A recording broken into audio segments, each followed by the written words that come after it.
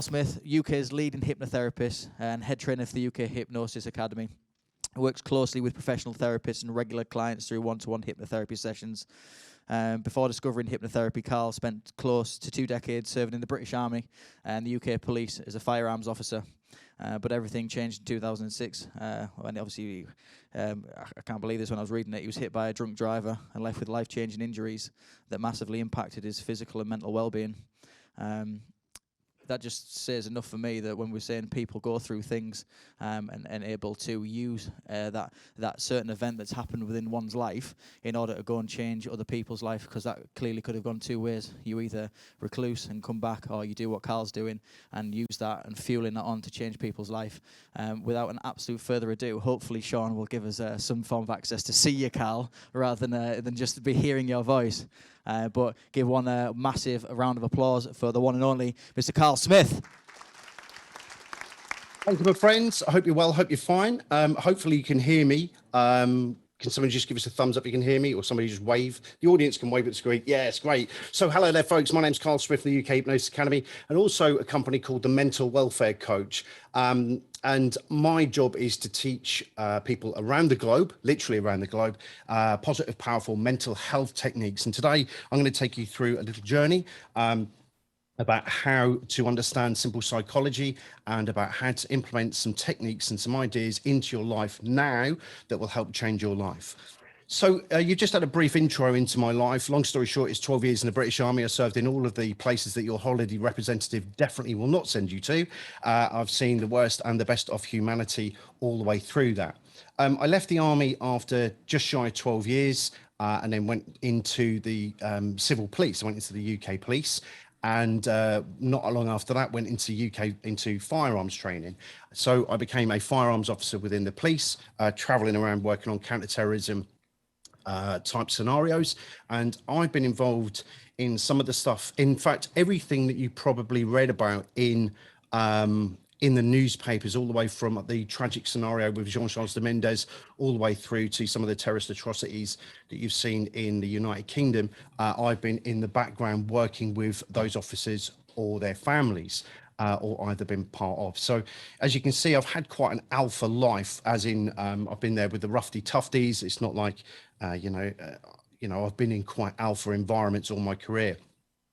I became a firearms instructor, went onto the counter-terrorism teams, worked on what's called critical national infrastructure sites and things like that, soft spots basically in and around the UK. And if I'm delivering this, I believe up the northeast at the moment, you've got a place called Hartlepool up there, which I know we're not too far away. And you've got the Civil Nuclear Constabulary, which are up there, who work at the nuclear power station in and around that area. So I used to train all of those type of people there to preserve, protect some of the big things. However, like it was mentioned, and the reason I'm telling you this is because, and I mentioned about coming from those environments, is because mental health wasn't really looked upon, as well as it is now.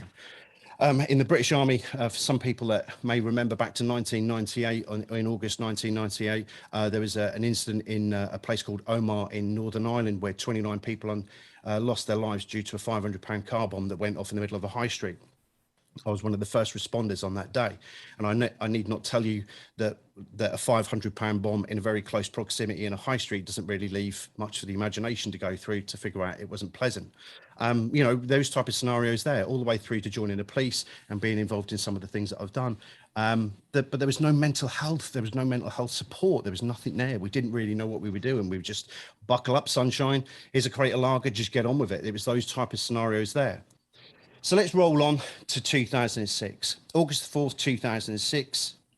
I was sitting at home, minding my own business. I was literally still in my police firearms uniform, in my black coveralls. I'd just come off the range at the firearms range at Norfolk, and I just made my way home. I sat down and something very unusual happened. A drink driver decided to park his car in our house. Because I was still in police mode, what I did is I literally just grabbed, threw the kids out in the back garden, ran out to the front, and I naturally assumed it was an old person. To be quite honest, where I was living at the time, I was thinking, old person's lost control of the car, slammed it into the front of the house. What I was greeted with was a 21-year-old male who was completely and utterly intoxicated, we now know, on alcohol and drugs. I went into police mode, and for some strange reason, and some of you might find this funny, but some strange reason, I put my hand around the seatbelt, and I don't know why. I put my hand around the seatbelt, as in my superhuman powers. We're going to stop this one-ton vehicle, and I proceeded to try and help him out of the car the best I could. It didn't quite work the way I was going to do. What happened is that the car actually fell down on the brick wall, trapped me underneath the car, and dragged me. They reckon, and they know this because my underpants and my shoes were found there roughly around 60 to 70 yards backwards. So I was left half naked, laying in the floor in front of my neighbours. And obviously, this isn't the fun part of my life. But then the drink driver did do me a favour that day. He took me back home. He hit me again, dragged me all the way back down the road. But luckily for me, I hit the side skirt. So I was stuck under the side of the car, not under the front of the car this time. And he dragged me all the way back down the road, leaving me with multiple injuries. My legs were in plaster. They were shattered. My lower back, my forearms, my cheekbone, my skull. There was fractures all over my body, and that was all well and good. I came out of hospital with the lumps and bumps and all of the grazes, and it was fine. They put me on tramadol, a drug called tramadol and pregabalin, and obviously paracetamol and stuff like that to help with the pain. But what I didn't realize at that moment in time, is that the tramadol and the pregabalin, especially the tramadol, for anyone who's got, I can see you guys from the back here, who's here has had experience with tramadol before? There's a fair few people in the room, and some of the people may have experienced this as well. Tramadol is a very potent drug, which is used on horses as well, but they use it on humans to null pain. If you have too much of it, you can have seizures from it. But the other thing is that it does numb pain. But what it does do is it doesn't just numb the physical pain, it numbs the emotional pain at the same time. And then what was happening was we didn't realize it, and I'm going to explain about post-trauma and stuff in a moment, is that the pressure was building and building inside me. As I slowly started to come off of the tramadol, I was starting to have the sleepless nights, the anxiety, the panic attacks, and the anger. And no, I didn't know where it was. I was fun, happy-go-lucky Karl. It was all starting to go a little bit wrong. And as I slowly weaned myself off of the tramadol, I started to realize actually I needed the tramadol more. So I started to go to the doctors for more, and then became, as a serving police officer, a drug addict, basically on tramadol, and I wouldn't let go. For a few months this went on, I wouldn't let go of tramadol, it had to be there. My partner at the time, my wife, she was trying to hide it from me because she realized I was taking it just to null any emotional pain that was trying to rise up. I was using it as an excuse all the time to try and cover up what was going on in my emotive life, because it was stiff upper lip, old boy. One doesn't talk about his mental health. If for anyone who's ever served in the police, or especially in the military, you had the piss taken out of you really badly. If you went for help for mental health, I'm talking early 90s onwards from there, even still, it was something people would take the piss out of, or would make snarky comments out. So that was the way that I was dealing with this. Somebody mentioned that, you're getting a bit too close to the tramadol. So we started to wean off. And eventually what happened is that the big, ugly, fat gorilla, the 300-pound gorilla, was going to come out, which was going to be commonly known as post-traumatic stress disorder. PTSD, post-trauma, is not about one incident. Post-traumatic stress disorder is about an accumulation of stress that builds up until eventually there is a catalyst moment where your body decides to let go of all the stress and the strain all in one go, to go into fight, flight, freeze, which I'm going to come on to in a moment. The long story short is that I started having panic attacks, going through everything, and it became suicidal. For anyone who's ever been down my end of the woods, I'm currently in a place called Woodbridge in Suffolk, which is near Ipswich. As a Norwich fan, by the way, yes, I do suffer with mental health. For those people who are into football, I am a Norwich City fan. So the thing is that I am quite used to this stuff. But the thing is that down this way is a bridge. It's about the best part of a 400-meter drop. I decided to drive to the petrol station. This wasn't a call for help. I didn't tell anyone.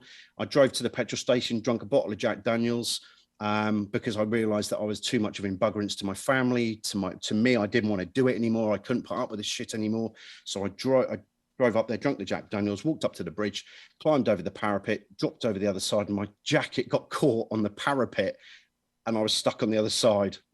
And I was literally just hanging there from there. About 3 to 4 minutes later, a pair of hands came over the side, and it was police officers. They'd seen me on CCTV go over and then catch on the metal. Well, they'd seen me go over, but they couldn't see what I'd done, and the jacket had got caught up, and I was actually, stuck with my arms in a it was actually a police service jacket at the time. And yeah, they dragged me over. They realised who I was, and that's when the police force kicked in eventually. I don't want to sound disrespectful here, but this is just my own personal point of view. I went to CBT, cognitive behavioral therapy. That just made me worse. I went to counseling. That didn't really fulfill anything in my life until eventually somebody came along who was an NLP and a neuro-linguistic programmer, which is about language patterns, how we watch people, certain other things. Some of you will be au fait with what NLP is, and also hypnosis. Now, I'm from a place called Great Yarmouth in Norfolk, and when somebody said, would you like to do anything like that? I was like, not a chance. The same as what you guys would probably feel in the room. Not a chance. I'm not going anywhere near that stuff. I'm not laying no chicken eggs. I'm not running around doing this. I'm not getting naked and doing it. Mind you, most of you would probably do that on your own anyway. But on the same token, the point being is that was the thing about hypnosis, until he went, no, let me educate you. Let me talk to you about it. Let me show you. And I did. And I sat down with him and I had a session with him. And all I can say is it was the most transformative, eye-opening moments of my life. And it was. And it started like a box of Pringles for me. And I'm going to be teaching you what helped me during that session. I'm going to teach you today. And just show you at the end of this session how you can help yourself. But it was a thing called emotional freedom techniques and hypnosis and meditation and other things like that. A far cry from the soldier and the ex-counterterrorism officer. I'd gone into the fluffy world, and that's exactly where I'd gone. My transition had gone into the fluffy world of learning about mental health, about hypnosis, hypnotherapy, and it changed my life. So that's a little brief history on me. And the reason I tell you that, like hero's journey in some ways, is because the worst day of my life became the best day of my life. On August the 4th, 2006, it was the worst time of my life. I was suicidal. I didn't want to be there. I was too much of an encumbrance to my life. And then to everybody in my life, I should say. And then something happened. A person, a mentor walked into my life and changed my views on the way that I do things. And that then started a transition, this catalyst of events, which has now led me to work in Beverly Hills, Vegas, Melbourne, Hawaii. I've traveled the world. I could keep going on about this. I've worked with pop stars. I've worked with actors in Hollywood. I've done all of that from going from that person laying in the road to now being able to travel the world and teach and show people that your worst day of your life can actually become the best day of your life. And that's what I do. So I hope that helps give you a little bit of a story. And I hope that some people in the room, if you have got a dark time or you're going through a bad patch, that there is a mentor out there, there is a person out there that is going to turn up in your life and give you that belief, that hope, that dream, whatever it is you may have. So let's just go into simple psychology. Steve, if you could just point out how long I've got today, please, my old fruit, that'd be great. But the long story short is, let's go for simple psychology. Psychology can be really can be made really stressful and complicated. And my job today is to show you simple psychology, to show why you do what you do and what we can do about it. Okay, so this is going to be really interactive. You can participate with me in a moment. I want you to participate to understand why you're doing what you're doing, okay? And the more you participate, the more you'll understand how your body reacts in certain scenarios. So let me just go through a scenario with you here. Okay, this here is called an expandable. It's going to come into it in a moment. Okay, two parts of your brain. You've got two parts of your brain. You've got a left hemisphere and you've got a right hemisphere. Your left hemisphere deals with all your logicals, your ABCs, your 1, 2, 3s, okay? Your right side deals with your emotion or creativity. And we know this through when people have head injuries, certain things can happen. And we know it through studies. Left for logic, right for emotion. In the eventuality that there is a conflict between both hemispheres, If there is a conflict between the emotion and the intellect, your emotion will always, always win. Who here, right, in hands up in a moment, has had an argument with their partner, and when their partner's left, they've continued the argument on in their head and made it far worse than what the initial thing was in the first place? We all do it. We all do it. We all go to drastic options. If something goes wrong, worst case scenario turns up, because our emotion will always override your intellect. So here's one way of me showing you how your brains work. Put your hands out in front of you like so. Okay, close your eyes for me for a second. You're perfectly safe. You're perfectly fine. There's no hypnosis involved here. Just close your eyes. Just imagine, only imagine now, folks, to have the worst thing that you could ever imagine in your hand, either a sticky dirt. Close your eyes and just imagine either a dirty nappy, a food, or a drink that you despise right now. What I want you to do is just imagine, just close your eyes, bringing that dirty, disgusting thing up to your nose, up to your mouth, and just imagine putting that up against your mouth now, that dirty, disgusting thing, or that thing that makes you retch, and stick your tongue in it right now. And just imagine, only imagine now what it feels like now. Notice the sensations that are going on. 3, 2, 1, just open your eyes. Did anyone notice that their body was fighting it, didn't want to do it, or went like that? Did anyone notice it? Yes, there's a few people. The thing is that your imagination is everything. If you do this properly, for some people, I know sometimes it's hard for people to participate in that, but if I get you to imagine a food or a person, like a person now that you dislike, or there's somebody in your life, you'll notice certain things that will happen. There'll be I don't want to do it, I don't want to think about it, I don't want to know about it, and we just don't want to know, we just fend it away. It can be a food, it can be a drink. For me, it's rum. I cannot. My dad got me drunk on rum once, and it's not the drink's fault. It was my consumption of that drink that did it, that now does it. So there's nothing wrong with rum. It's my consumption of it that gave me a bad trigger that night. So let's look at it this way. You've got that going on there. So we've got this thing in the middle. At the moment you're born, your fight, flight, freeze mechanism in your body fires off. Fight, flight, freeze, fight, flight, freeze. Sits right behind your nose. There is component parts of your brain. I'm not going to go into it today, but there's component parts of your brain that's sitting there going, fight, flight, freeze, fight, flight, freeze, fight, flight, freeze, fight, flight, freeze. Fight, we verbally or physically fight things. Flight, we run away from things. Or freeze, we curl into a ball and hope it all just disappears and fades away. Now, every single one of you in this room today has been through that type of scenario. You've all been in some form of fight, flight, or freeze scenario. Okay, cheers, Steve. And the key thing is about acknowledging that fight, flight, freeze mechanism. So it sits there like this: fight, flight, freeze, fight, flight, freeze, fight, flight, freeze, fight, flight, freeze. Now, if you were in the room, I would throw the ball at you, and what would happen is let's say, for instance, somebody throws a baseball at you, somebody throws a football at you, somebody throws something, or they bang something really loudly. Most of you will jump in your chair. You don't think, oh, I better move my body. I better do this and I better do that. I better move my arms, flinch my eyes, and then turn away. Your body autonomously does it. And it sits there going like this: fight, flight, freeze, fight, flight, freeze, fight, flight, freeze, peacefully and calmly. Something happens, like a door bangs, bang, and it fires open like so. When your amygdala and the component parts fire off in the middle of your brain, what it does do is to go into fight, flight, freeze. It preserves and protects you. Your body is going into preserve and protect. What it will do is it will fire off cortisol, steroids, many other different chemicals and electrical impulses around your body to preserve and protect. So what I mean by that is, if somebody throws a ball, you just go like that. You don't think about it. It autonomously does that. Now, ladies and gentlemen, I'm going to really let you down. Some of you in the room may still believe in Santa, but Cinderella definitely is not on the cards. Life is not all about Cinderella. It's not all beautiful, and we don't all end up with a bucket of honey at the end. Life is, unfortunately, crap to us. We have, all the way through our lives, bereavements, parental arguments. They separate, they may pass on. There'll be things that happen, road traffic collisions. Things happen all the way through our lives, and that happens continuously. Now, what happens is our body learns, is our brain learns, I don't like that.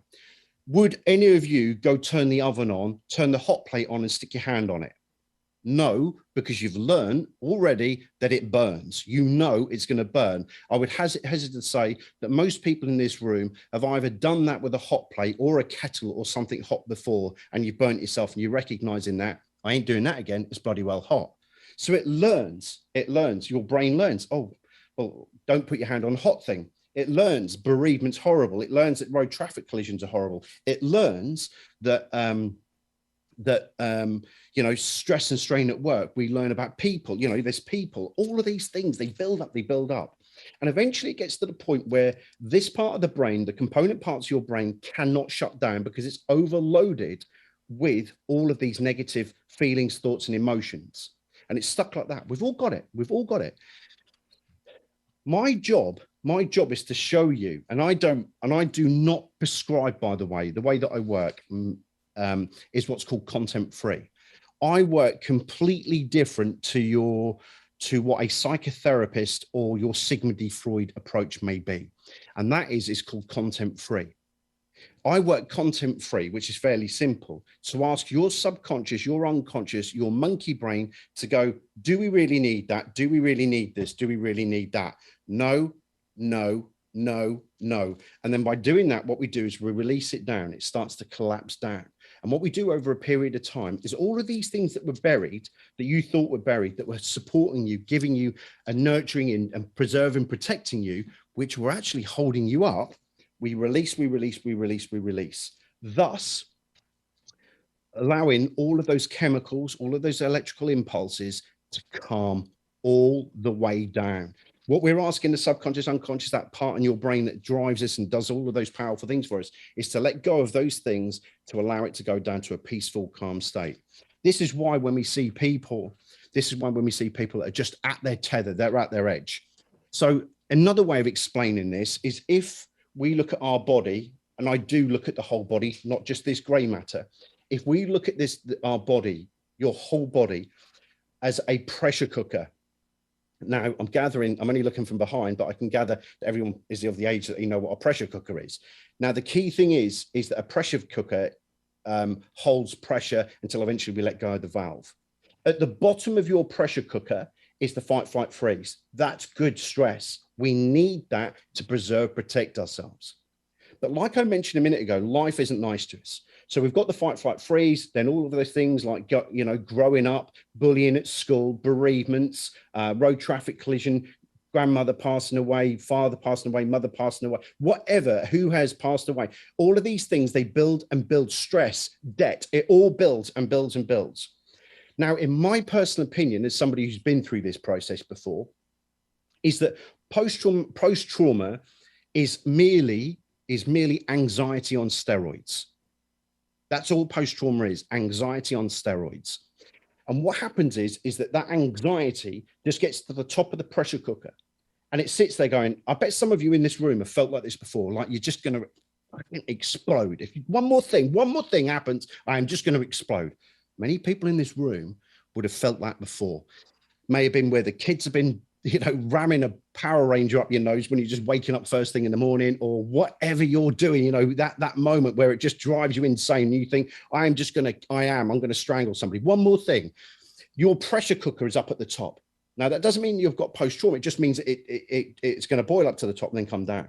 But the thing is with post-trauma, with the accumulated stress factors, what happens is if they've stayed in and they've learned and stayed in there, what will happen is as it gets to the top, that's when we get that bang, bang, bang. Something needs to change. My job is to show you how to find that pressure valve. And that's what I'm going to teach you this afternoon. I'm going to teach you some techniques that you can go away, you can use on yourself, your partner, you can use with the kids and stuff like that. And I'll show you some techniques and some ideas. It's interactive. You're more than welcome to join me in. And if you think, right, if anybody in this room thinks that this is namby-pamby or, oh, I don't want to do it because of blah, blah, blah. Well, from the ex-soldier and ex-counter-terrorism firearms officer, I sit there with special forces teaching people this on a daily basis. So they don't think there's anything wrong with it. But if you don't want to do it, that's more than fine. But if you want to join in, I'll take you through the process in a minute. So the key thing is about bringing that all the way down, bringing that pressure all the way down. Now, when I do hypnosis, or I'm working with the mental wealth, when I'm doing my mental welfare coaching side of things, when I'm doing that, what happens is that we bring that pressure cooker down to a point where somebody can gain clarity. Now, the thing is that we're always going to have pressures in life. That's what I was on about Cinderella. These things happen, okay? Life is like that, continuums, you know, like the other day. A Chinese water deer, these little deer, walked out in front of my car the other day and caused nearly £700 worth of damage. Just a little deer. It got up and walked off, and I'm left there with a £700 bill. On that moment, in that time, my pressure cooker was full. But on the same token, I alleviated the pressure by realizing that nobody was hurt and everything was fine. But on the same token, it's still stress. Things like that are stressful. Debt, bereavement, anything like that is stress. It's about how we deal with it and where our pressure cooker is at the time. If our pressure cooker is at the top, like mine was in 2006, because I hadn't relieved the pressure properly, when I got hit by the car, that's when it all went completely and utterly out of control for me.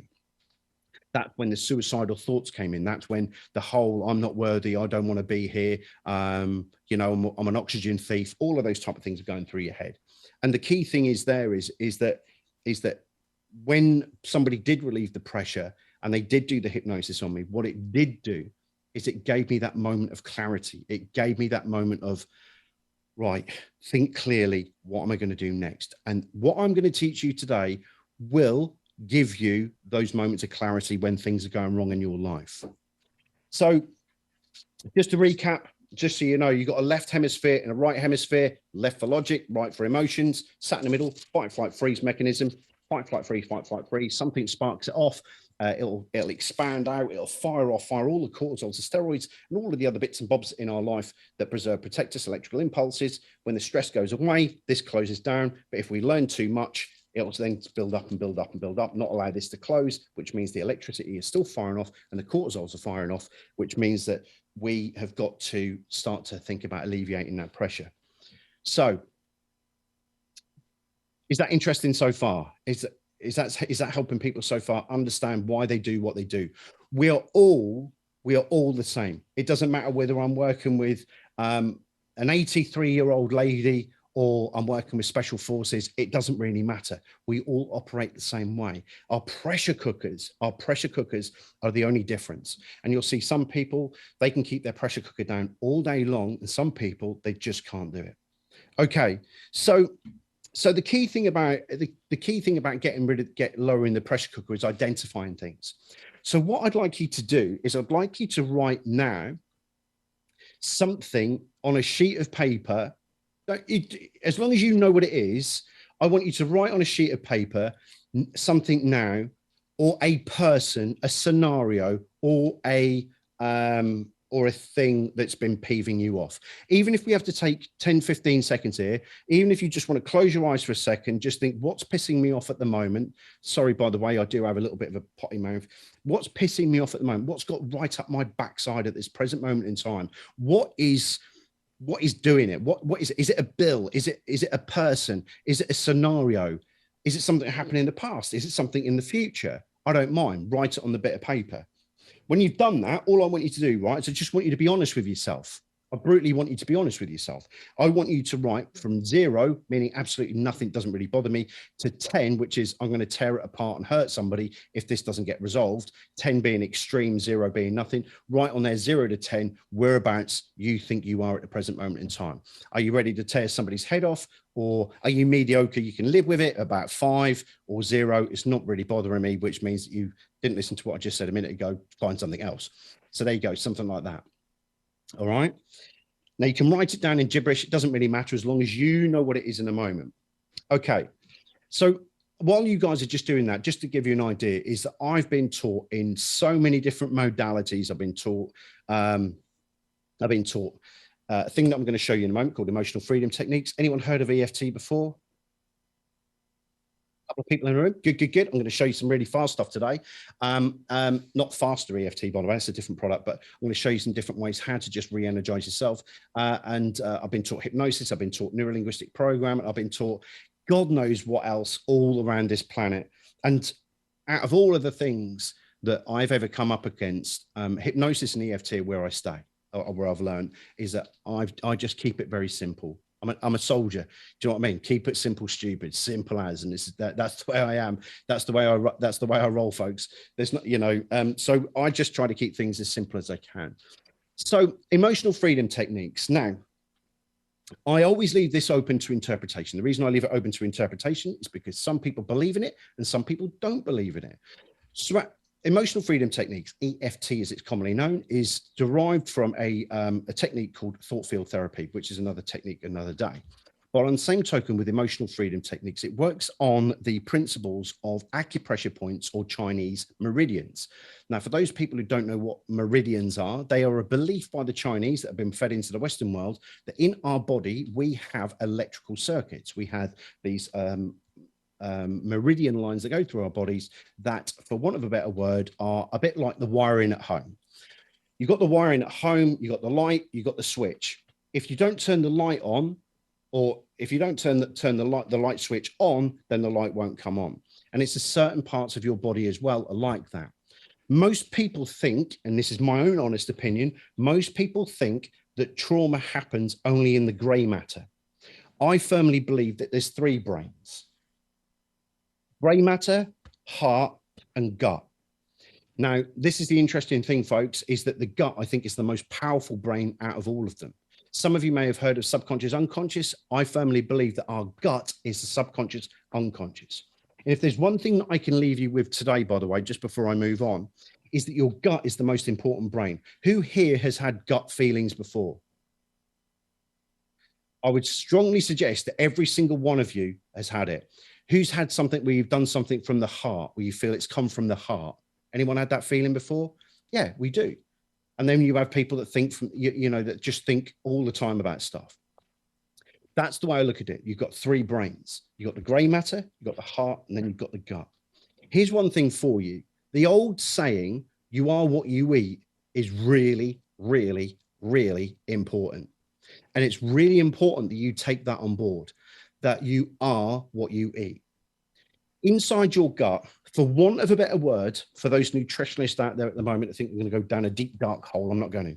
If you imagine your stomach is the Amazon forest, it's full of small life. It's got big creatures, little creatures, minute creatures, all the way down to atom-sized creatures that are symbiotic in the way that they work in keeping the Amazon forest going. However, if you destroy or get rid of the Amazon forest, what happens? That ecosystem that we have that keeps the world going is starting to collapse. And the reason it's starting to collapse is because the CO2 is not being taken out, the animals are being taken out, and there's loads of other things that are going on. Very simplistically, by the way, for you nutritionist folks, your gut is the same as the Amazon forest. If you don't nurture it and feed it properly, then it won't work properly for you. It will start to have an enormous effect on your mental health. And this is why, and if you've never done it before, I want you to really look at these. I want you to really look at adding these into your diet. One is called kombucha. That is a drink, a fizzy drink. And I don't mean going to Tesco's and buying it. I mean, go to Amazon and go have a look, make what they call a SCOBY. They call it a little SCOBY. Get yourself so for kombucha, get that and start taking kombucha.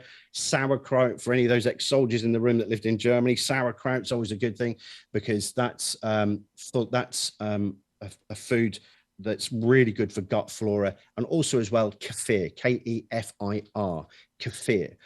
These are things that I want you to start looking at in your diet right now to help your mental health. It's all well and good me giving you these techniques, but if you do not look at looking after your gut flora with pre and probiotics, then guess what? And what I'm saying is I want you to get pharmaceutical grade and not some of the crap that you would see advertised on your TV. I'm not going to go into brandings, but if Actimel was one, I wouldn't bother my backside with that because it's full of sugar. Now, the key thing is that I would look at real powerful kefir and kombucha to add. What you're looking to add into your diet is fermented food, things like sauerkraut, anything that's been broken down and allows it to do it. Some people don't like sauerkraut. That's fine. Keep with the kefir or the kombucha. If when we're talking about mental health, this is one of the biggest things that lots and lots of therapists miss out on, is dealing with the gut flora, dealing with the gut. Because if your gut is happy, it will start to produce all of the drugs that your brain needs, the serotonin, the dopamine, the oxytocin, and stuff like that. Okay, they're the type of things from there. From studies, they found that all of the chemicals that are needed to keep this operating are produced in your gut. So to give you an idea there, if your gut is not producing and not healthy, then it won't produce all of the drugs that your brain needs for happiness, for learning, and many other things like that, like love drugs, like oxytocin. Okay, so they're really important. Oxytocin is one of the most important things that I'm going to be talking about in a moment. So I really, if you haven't looked into any of those, I want you to go look at it. Look into kefir, look into kombucha. If you want to, I don't get any money for this, by the way, but there is a brand that I use. I don't get any money, so I'm not going to get anything for this. But there's a company called Chuckling Goat. I would say that they're the best brand in England, but it is goat's milk and it is fizzy goat's milk. What I'm not saying is you don't have to go purchase, but if you're interested in why your gut needs this, that is probably one of the best websites in the UK at this present moment in time to understand what I'm talking about, because I haven't got enough time to do that today. But kefir and kombucha will start to get all of your gut flora, and everything fired up to produce the right chemicals for your brain so you can learn, feel happy, and all of that. A lot of people don't do it. When we look at people with alcohol problems or drug addiction problems, they don't eat properly. And what they do is they eat crap foods and they drink, copious amounts of alcohol, which go into the stomach and damage the gut flora, the gut lining, and then go through that way there. And that's one of the things where people are talking about mental health. They're not talking about the nutrition and the gut flora, the stability of the gut and all of that, because that's where it all starts to go really wrong. If you start from today, and you start looking at kombucha, you start looking at kefir, taking it once or twice a day, and doing it to your limits, then you'll see changes in what you do and how you eat. What I will say is don't overdose on kefir, because you do need to be near a toilet if you have too much. Let me just point that out to you, ladies and gentlemen, without being too grim. That is a safety warning. Do not drink too much kefir in one sitting, because it will do something to you. It flushes out. So what it does do, in a simplistic format, if you imagine you've got a gut like that, and inside it you've got all the little tentacles. It's not, I'm just giving you an analogy. I'm just giving you a metaphor, really. Food passes through, and as the food passes through, it hits the tentacles. The tentacles break down the food. They break down the food until eventually they get down to the bottom. When it gets down to the bottom, what it's left with is all the crap. If you imagine those tentacles now are now filled with sugar and fats and all of that, and what's happened now is as the food passes through, it's not really picking up what it does do. What the kefir does and the kombucha does, what they do to your gut is they're a cleaning service.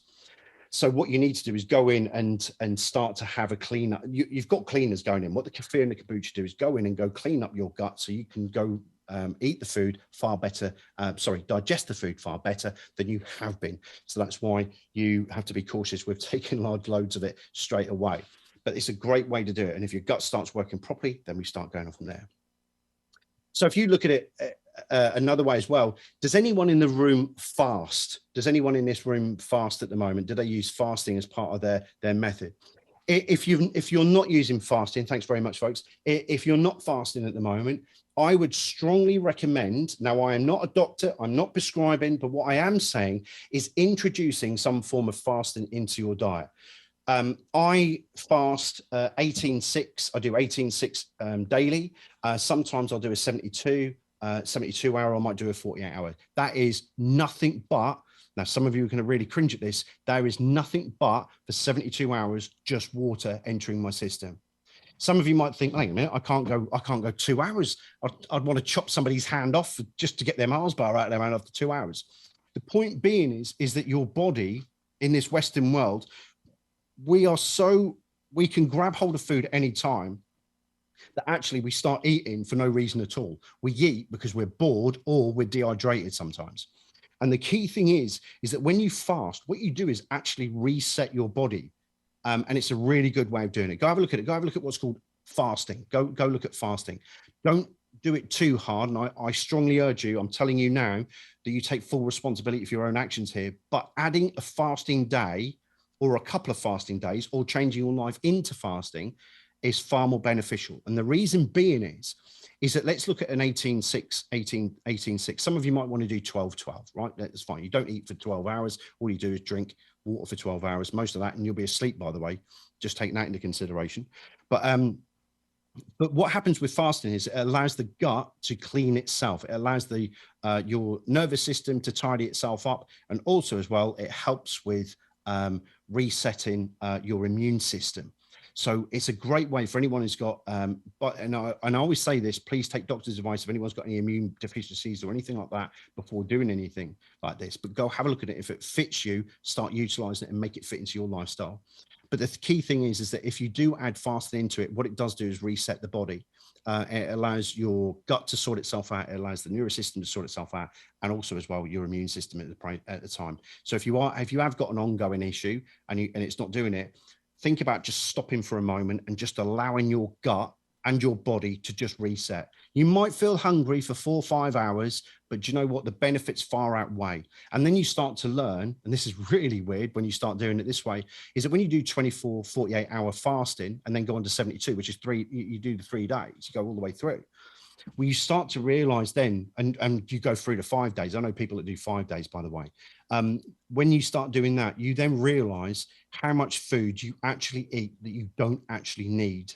You actually realize that when you come off of that and you reset your mind and your body, what happens is that you start to realize all of that junk, all of that crap that you have been eating, that have been infiltrating your gut, your nervous system, and going into it that way, that what happens is that you start to realize, I don't need that anymore. So anyone who's looking for weight loss, it's a brilliant way over a long period of time to do weight loss. If for those people with immune problems or you've had colds or stuff like that, brilliant way of resetting the nervous system as well. I strongly recommend that you ladies and gents go have a look at fasting in your diet at the moment, because it will help your mental health no end. It will help no end in what you're doing. So the key thing about what we eat as well, sugar is more addictive than heroin. If you look at everything that's in a packet or a tin has sugar in it to preserve it, how much of your food comes from packets and tins? When you look at the grand scheme of it, when people are talking about sugar, it's one of the most addictive things on the planet. And for somebody, I don't drink tea or coffee anymore. I used to be when I was in the job, when I was in the police or in the army, everything was about a brew. You know, can we stop and have a brew? Can we have a cup of tea? Stop off and have a cup of tea somewhere else, a cup of coffee somewhere else. I could be up onto 8+ coffees a day on a shift, on a 12-hour shift. I could be on 8 coffees a day. You stop in and having a chat. And it was one of those things. I didn't smoke. So the thing is, but then you realize that having those 2 sugars does accumulate in your system. Now, years and years ago, when we were told, and being from a seaside resort, especially like Great Yarmouth, is that there is nothing but an abundance of chip shops. When I was growing up, you were told if you eat too much fat, it clogs up your arteries, which is true from some scientific reports. If we look at sugar in the same way, when sugar breaks down, it enters into your nervous system. Now, remember what I was telling you a little while ago about this, when it fires off, bang, and it fires off and then comes back down. When sugar enters or glucose enters your body and then ends up in your nervous system, ends up in your body. If you imagine that you've got all of these electrical impulses that fire around your body to keep you, to preserve you, protect you, to allow you to blink, but then we add lots and lots of sugar to it, what it does do is it enters the system and acts like a little bit of a treacle wall, for want of a better word. So it enters the system, you eat this bar of chocolate, it goes in, and you eat another bar of chocolate, you eat another bar of chocolate, you've got loads of sugar. There's loads more, by the way, to this. I'm just giving you some analogies in the short space of time we have got today. But you've got all this sugar in your system. When it enters your system, the electrical impulses get slowed down. So what happens is, as it comes through, it hits and then slows down. And what happens then is we start getting these buildups of all of this negative energy, all of this energy that shouldn't done. If we look in today's world, look at how kids are changing, especially, I don't know what the age group is in the room at the moment, but I'd probably suggest it's over 21 years old. Most of you aren't into gaming and all that type of stuff. When I'm 47, I'm used to falling out of trees, falling in puddles, getting covered in dog shit. And that was what my life was as a kid. You know, I'm sure that most of you would appreciate that's what, you know, our age group and before that was used to, whereas today they all sit indoors. The biggest thing that they are doing while they're sitting indoors is that they're not burning off this excess energy. So we were going out, we were having sugar, tearing around and getting on with it, but burning it off. In today's world, the reason that we're seeing so much more in our youngsters is because of the sugar level. If you're a parent and you've got kids in your house that are chomping through chocolate bars like nobody's business, or crisps or anything with high sugar levels in, what they're doing is they go upstairs and then they go play on their PlayStations, their game boxes, or Xboxes, sorry, or their Nintendo DSs. And they're not going outside and tearing out that energy like we used to. They're not forcing it around the system like we used to. Hence why now we are seeing, even though we're educating more, and I appreciate that, but we're seeing more and more kids, I do in my professional level, I see more and more kids that have got anxiety or stress, can't go to school, they can't do this, they can't do that. Not all the time, but down to their diet. High levels of sugar. Their body cannot diffuse or dismiss the energy and the stress that's being built. So what it does do is it builds and builds and builds until eventually we have a breakdown. The only way you're going to relieve that is by cutting down the sugar. Here's a top tip. Do not cut off all sugar in one session. Same as with tea and coffee. Don't ever do that. I removed tea and coffee out of my system. And to get the caffeine out took a few days, but the sugar took a couple of weeks. And I drastically removed all sugar out of my system. I still have sugar, you know, but on the same token, if I'm going to have a drink or there's something else, I'll have brown sugar. I'll have not refined sugar. I won't have white sugar. But on the same token, I've reduced it, which has made me feel better in myself. I feel 10 times better about myself and more energy from having less sugar. I know there's dietitians in the room that want to give me the calculations X, Y, and Z. I'm merely trying to give an overview today that what you're looking at doing is looking at your nutrition. Get that good flora in there, get rid of the sugars and start getting people off their backsides and start moving and motivating themselves to burn off any excess. That'll then in turn help with their mental health and all of their training, all of their issues that there may be going on. Now, I don't dispute that there are things out there that this applies to everything, but I will say that in my line of work, where I'm seeing people on a daily basis with mental health issues, that's one of the biggest things I talk about first is, okay, what's your diet like yesterday? I don't say to people, oh, tell me what your diet is before you come in. I say, what did you have yesterday? Oh, I had a bag of crisps, a couple of bags of this. Oh, I had a bottle of Coke. And then I had some Red Bull, which is full of, if you've never looked at it, it's got taurine in it, which is a chemical from bull semen. So if that helps you, just remind kids that when they're drinking Monsters and Red Bull, that they're also drinking bull semen at the same time, or an artificial extract from it. But that's something for you to think about. When you think about that really does then do it. If you go look at it, you look at the side of the tin, it'll tell you. I'm telling you now. And all of the other chemicals that are pumped into it at the same time. So if you do see any kids, don't start laughing straight off. But anyway, there's something for you. But if you have got kids that are on that taurine and on that, if you're on Red Bulls and stuff, massive, it is massive. That is something you've really got to look at if you've got kids at this present moment in time, because what it does do is it does destroy the gut flora. With the too much sugar, it does destroy it. So that's something you've got to look at as well. Okay, so let's talk about techniques. I mentioned it a minute ago about emotional freedom techniques and blockages of energy. Emotional freedom techniques is a thing that's, like I mentioned a minute ago, it was designed by a guy called Gary Craig in the early 70s. It was a derivative of another technique called thought field therapy for those people who know anything about about what I do. And the long story short is that Gary Craig came up with an idea and gave it to the planet. And it was to do with using Chinese meridian lines. Like I mentioned a minute ago, the energy lines that go through your body and stuff like that. The idea is that we're looking for the light switch. We're looking for the light switch that I mentioned a minute ago. We're looking for the light switch to turn the light on in that room to allow it just to work properly. When we're talking about trauma, and I mentioned this a little while ago as well, is that this gray matter, when we're talking about trauma, only has a little bit. I specialize in post-trauma work, working with military and emergency services personnel across the world. When I'm working with trauma, I don't just work with the gray matter, I work with the whole body, as I mentioned. And the key thing about this is that if anyone's interested in what I'm doing or what I'm now about to say, there is a great book. There's two authors I want you to look at. One is called The Body Keeps the Score. It's called The Body Keeps the Score by a guy called Bessel van de Kolk. Bessel, Bessel, I believe it is. Bessel van de Kolk.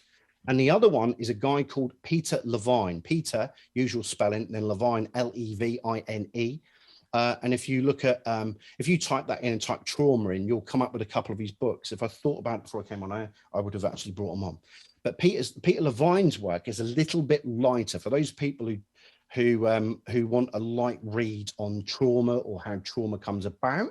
Then Peter Levine's is a lot easier for those people that are scientific in the room and like a little bit more oomph and a little bit more science, long words that you can't pronounce. Well, that's for me. But the key thing is that if you want that,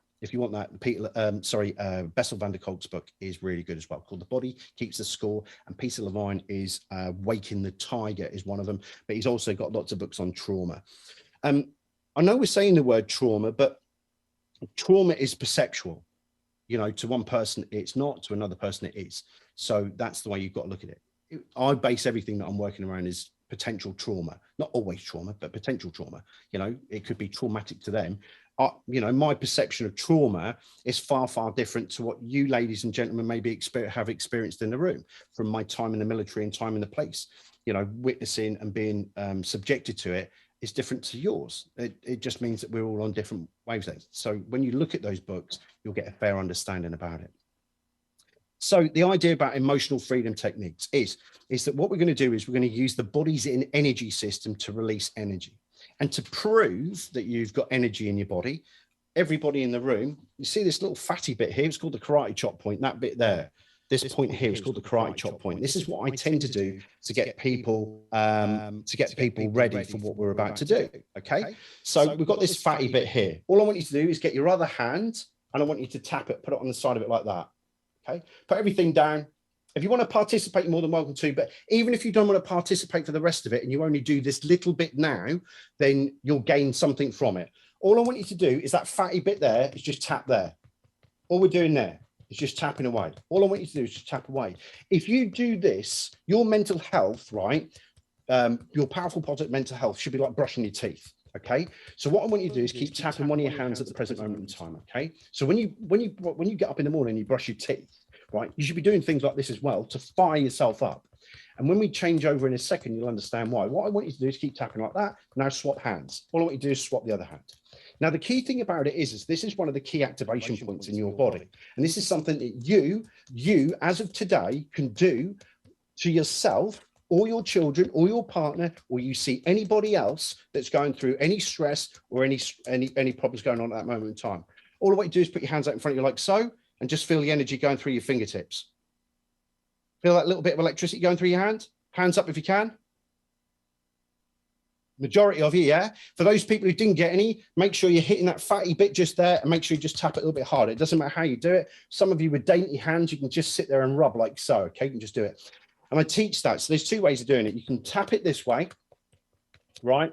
Or you can tap it on both hands like so, or you can rub it. And when I get people at public speakers, if I'm working with TEDx speakers, I tend to get them in like this, their hands are dropped down, but I get them to rub their hands just like that. So as they're giving the presentation, I'm too short, but as they're giving the presentation, they're literally just rubbing their hands like so, keeping the anxiety levels down at the same time. Now, for those people who felt the electricity in their hands, what that then fires off the belief system that your body has got electric all the way through it. And all the way through your body are these electrical points, these light switches that we need to turn on because they've been switched off. And I think that that's where partially most of the trauma and stress in life comes from, because our light switches, as I mentioned about the sugar levels in your nervous system, are blocking it off. Not just sugar, but emotional reasons as well. So we've got that. So a moment ago, I asked you to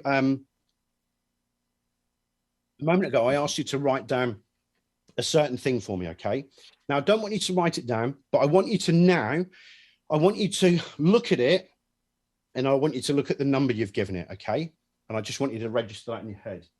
If I just turn down this heater, I'm cooking myself. Okay, so now we've got that in there. There's two statements that I need you to learn off of me now. And that is, even though I have this, which is what's written on your bit of paper, even though I have this, I choose to have this. Now, I'm going to explain this now. Even though I have this, okay, let me just say one word at random. This is the one that's on your bit of paper right now. Even though I have this anxiety, this stress, this tension, this pressure, this hate, this hurt, this pain, this physical, emotional, this loss. The next statement is, I choose to be, and I'm going to say this with you in a moment, I choose to be completely the opposite. So let's say yours says anxiety. I want you to think about this right now. So let's say yours says anxiety. I choose to feel calm. I choose to feel peace. I choose to feel calmer. Whatever it is in your head. Now, I'm not too sure. I don't care. In fact, no, I'll Peter. I don't care if it's a swear word, if it's the C bomb or the F bomb, you do it in your own head. It doesn't matter, because this is one thing that I work on, is I'm working with you, not what I think you should do. So if you think that they're a like that, say it in your head, because that's what you're thinking. Yeah. If you think they're a C bomb, throw it in there, right? You can have it. You can do it. I don't care. You give them full permission to use it while you're doing it with me today. Right. But on the same token, we're going to do that. So if we just start off simply, what I want you to do is I want you to tap here like so on one of your hands. Okay. And then repeat after me. Okay. And this is going to be, the first one, it's going to be whatever's written on your bit of paper. Even though I have this, whatever it is, I choose to feel the complete opposite. Yeah. So even though I have this anger, I choose to feel calm. Yeah. Got it? So just keep saying that in your head. Even though I have this, I choose to. Even though I have this, and say it in your own heads or aloud, doesn't really matter. Even though I have this, I choose to. Even though I have this, I choose to. Even though I have this, I choose to. Okay. Okay. Now swap hands. Even though I have this, whatever you wrote down, I choose to, the complete opposite. Even though I have this, I choose to. Even though I have this, I choose to. Okay. Take a nice big deep breath. Okay. What we're going to do now is I'm going to do a sequence on your face. And I'm going to show you briefly. Most of you will feel the electricity banging through your hands now. You'll probably feel your energy levels firing up as well, and probably feel a little bit of stimulus in your body at the moment. That's perfectly fine.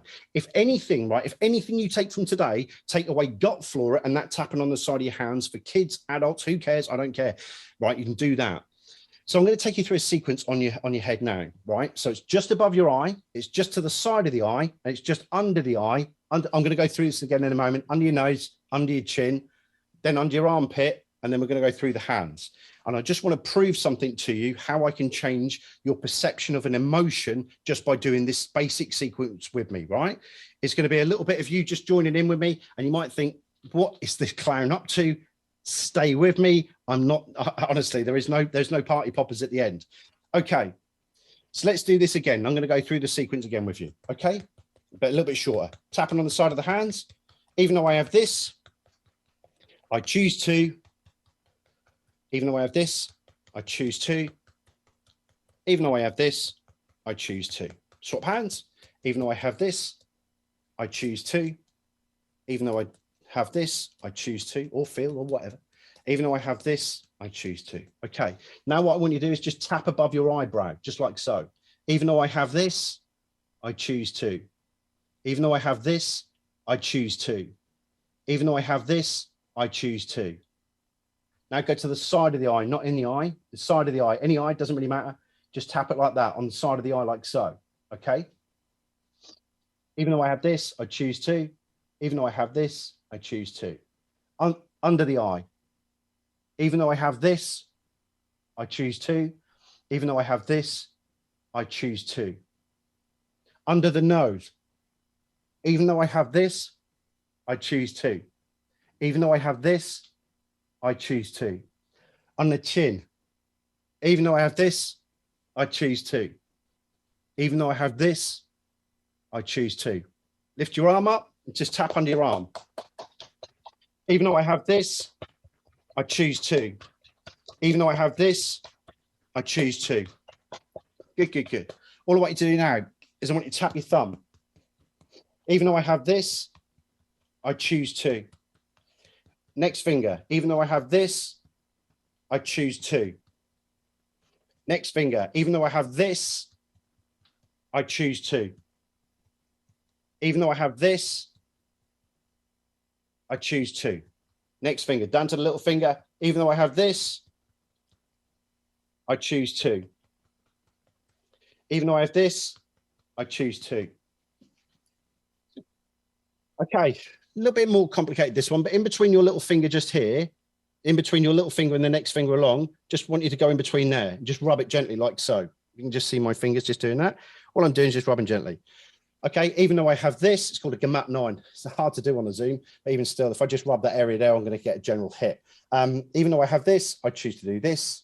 Even though I choose to do this, I'm sorry, even though I have this, I choose to do this. And just keep doing that, okay? Good.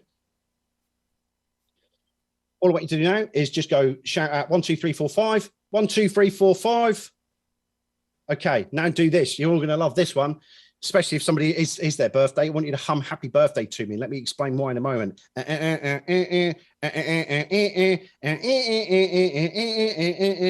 2, 3, 4, 5. Okay, take a nice big deep breath. Breathe out. Good, good, good. Now, it's a very simple, very quick way of doing it in the time we've got today. But on the same token, what I want you to do now is I just want you to do me a favor. This is really important. I want you to keep your head still. And this is a great way of getting rid of stress or strain. Keep your head still and grab something like a mobile phone. Okay. I'm going to explain why in a moment. This is the red marker. All I'm going to do is hold it like this. All I want you to do is put it out in front of you like so. Keep your head straight, but follow it with your eyes. So let me just get back on camera. So what I want to do is I'm just going to do this. I'm just going to follow it with my eyes. You're going to notice my head keeps still. Your kids will love this, by the way. All I want you to do is bring it over there. Look with my eyes. Bring it back to the center.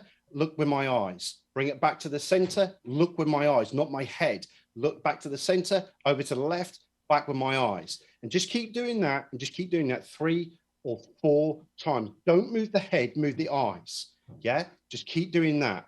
All you're going to do is go over to the peripheral vision. So the point where I can't see it anymore, over to there, backwards and forwards. All I want you to do then is after you've done that about 5, 6 times, or as many times as you feel, just put that down, take a nice big deep breath. And I want you to do me a favor right now. Look at that number and that scenario again, and note if it's made a change. Has it gone down? Look at that thing, think of that thing, and try and find it. And has anyone got a change going downwards? Hands up. So there's a few. Is there anyone who didn't get any changes whatsoever? Did anyone's go up? So we've got people in the room with change. The point being is let's come back to the very beginning when I got you to do things. This is about perceptions. Post-trauma, the way that we feel about things and the way that we do things is about perception. That sequence that I just taught you just there, you're more than welcome to. If Steve wants to, I can give you a link. There's a whole lesson on it on my YouTube channel. But the key thing is that it's about changing the perceptions. When I said at the beginning about holding something, that rum, remember I said about the rum. And if you hold a drink or you look at somebody or a scenario or the way that we do things, then we sometimes go into fight, flight, freeze and put, oh, no, we can't do that. What this does is what's called disassociation. We disassociate from that event. So let's put it this way. When I was involved in a car accident, the weeks afterwards, I felt I was still in the car. I was still under the car. When I started doing these techniques, I felt like I was watching as a third person. Does that make sense? So I'm no longer standing in the fire. I'm now looking at the fire. Does that make sense? This technique in itself gives you that disassociated feeling and sensation. Now, some people may say, well, you know, we shouldn't really do this X, Y, and Z. Everything that we do is called associated or disassociated. You're either associated by being in it, or being disassociated by being out of it. There is nothing wrong with, I'm never going to get rid of the car accident. I'm never going to get rid of it. The way that I look at it and perceive it are the ways that have made me change my life. Does that make sense? I'm just changing the perception. The car accident is always going to be there.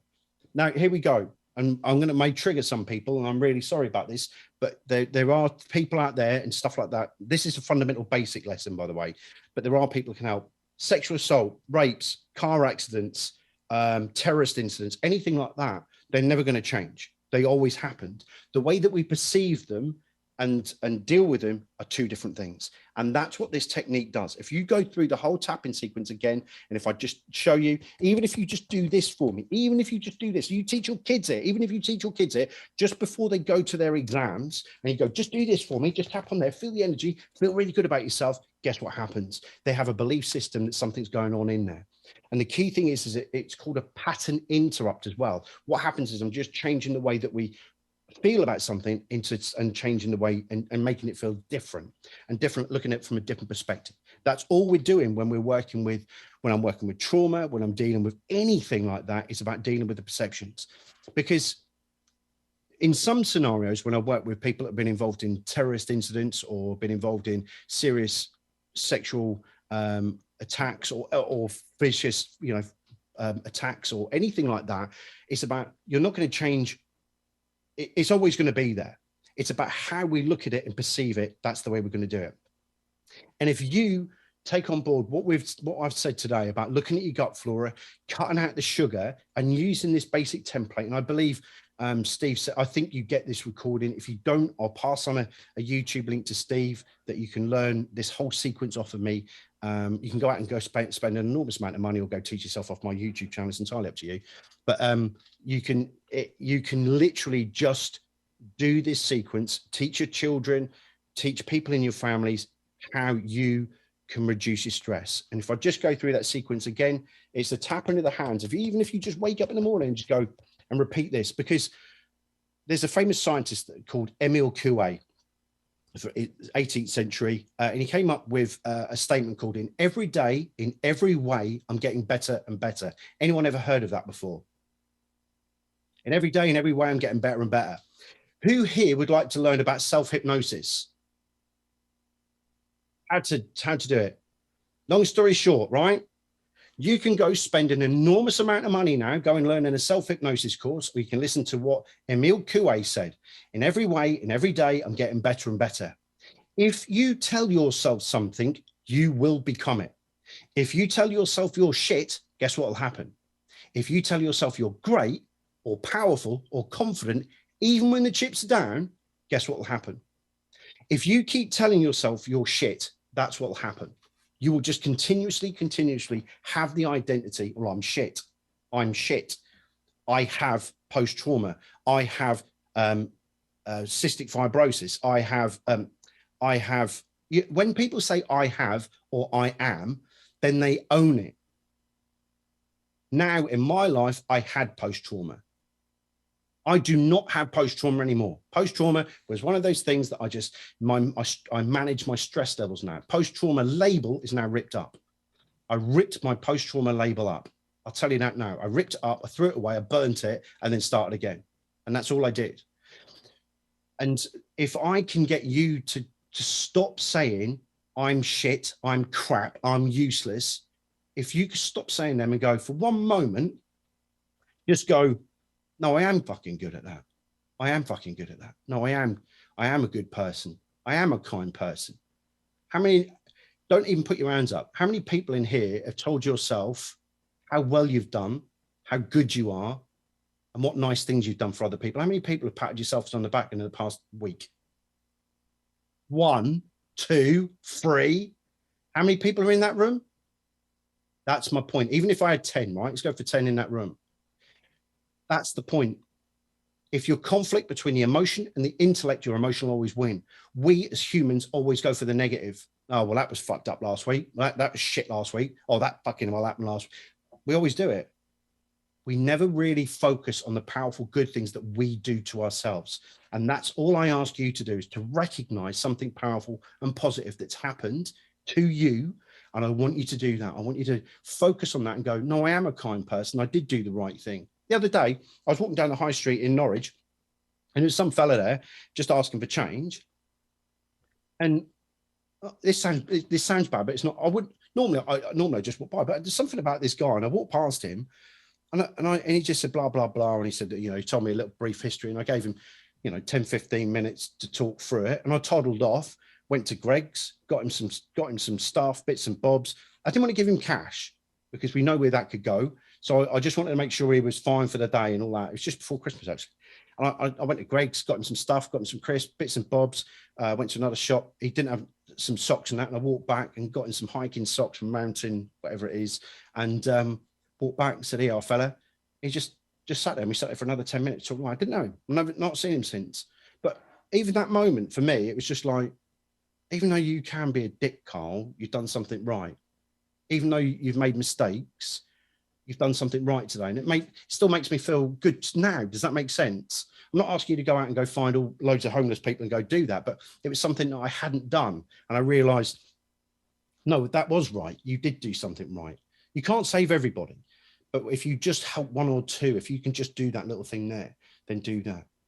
And like for today, and I'm going to start wrapping up just in case there's any questions for me, but even if you just learn there's conflict between the emotion and the intellect, the emotional always wins. So when you're having an argument, gents, always just back down. We know the score there, right? We just back down straight off, right? But if there's conflict between the emotion and the intellect, right, the emotion will override and it will keep going until eventually there comes balance.